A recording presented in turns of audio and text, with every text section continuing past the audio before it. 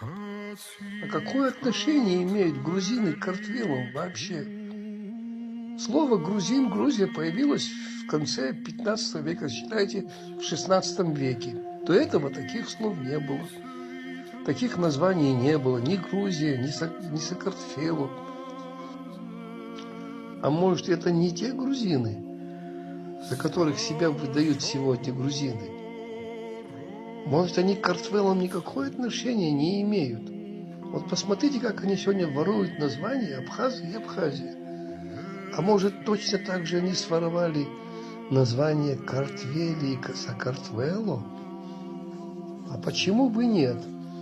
У Картвела история неплохая, конечно, слабее там и моложе, чем абхазская, потому что те же названия Картвели и Сакартвело появилось только в XI веке, и то в конце, когда Баграт III, царь абхазский,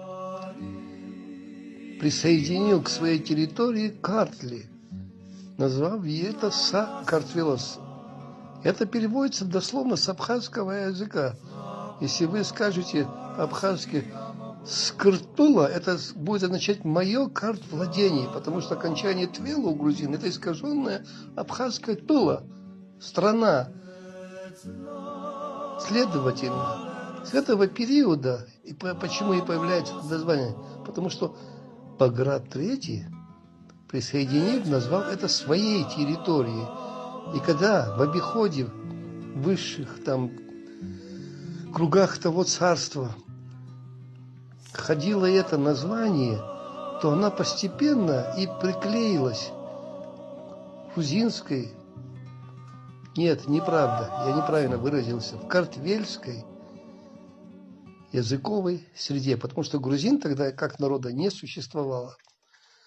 Сегодня, когда спрашиваешь грузин, что означает слово «Сакартвело», они говорят, это страна грузин.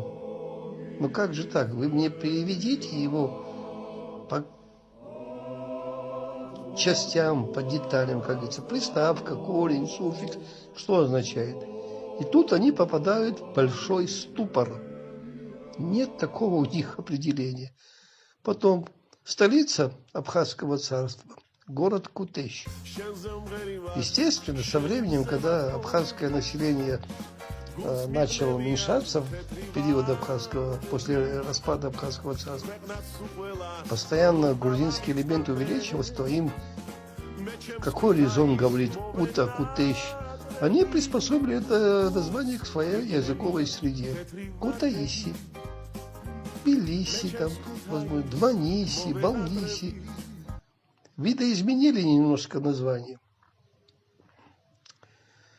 Но это уже отдельная тема. Начнем с периода Колхидского царства. Вот грузины говорят, что в Википедии написано, я не знаю, кто там статьи пишет, и в других энциклопедиях, что колхи – это западно-грузинские племена. Но кто это сказал? Где это написано? Где вы это вычитали? Дайте одну ссылку хотя бы. Так можно сказать, что Америка – это китайская территория, это Китай. Индия – это грузинская территория. Африка – это, я не знаю, там, какая там, узбекская. Сплошное голословное суждение. Если Колхида была грузинская, дорогие мои, почему тогда Колхида переводится с абхазского языка? Возьмем его по частям, переведем. Колхита. Само название колх – это территория, хеп – абхазский золото, та – это формант, который означает место. Смотрите, вот примеры приведу. Сегодня в Абхазии есть река Хипста, тоже называется Хипста, только без приставки кол, как в Колхиде, если вы произнесете Хипста. Это означает золотая носная река. Потом окончание та формант очень широко распространен. Бзыпта, хваста, мчишта, апста и так далее. Явно видно следы абхазского языка в этом названии. Насчет колхов. Такого народа, как колхи, в тот период просто не существовало. История не оставила никаких следов. Если это было государство, образующее какой-то народ, то он должен был оставить какие-то следы. Но нет никаких следов о колхах абсолютно. Только колхику. А кто такие колхи? Кто они были? Что за язык был? Нет. Они как неожиданно появились, так неожиданно исчезли. Мцхята. А вы знаете, как мцхята переводится с абхазского? Огненно-золотое место. Мц – огонь, х – золото, та – место опять. О форманте, который я ранее говорил. Та. Грузинского языка такого закона образования слова не существует. У грузин, как вы знаете, все названия на «и» заканчивают. Дваниси, Балниси, Кутаиси. Это не грузинского происхождения мцхета слова. Грузинским ученым надо будет смириться с этим фактом и не создавать всякие псевдонаучные мифы, легенды, басни о какой-то западной Грузии, там, античной Грузии. Не было такого.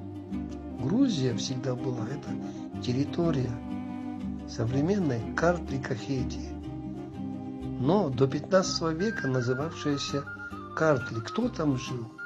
Кто были хозяева Картли? Современные ли грузины или какие-то другие племена? Мы этого уже не узнаем, потому что почему-то резко с 14-15 веков Картли стала Грузией. Почему ее не назвали Сакартвело, не пошло дальше? Это большой вопрос к исследователям. И, как я сказал выше, скорее всего, тут идет просто наглое воровство чужой истории. Как сейчас грузины воруют историю Абхазии и абхазов.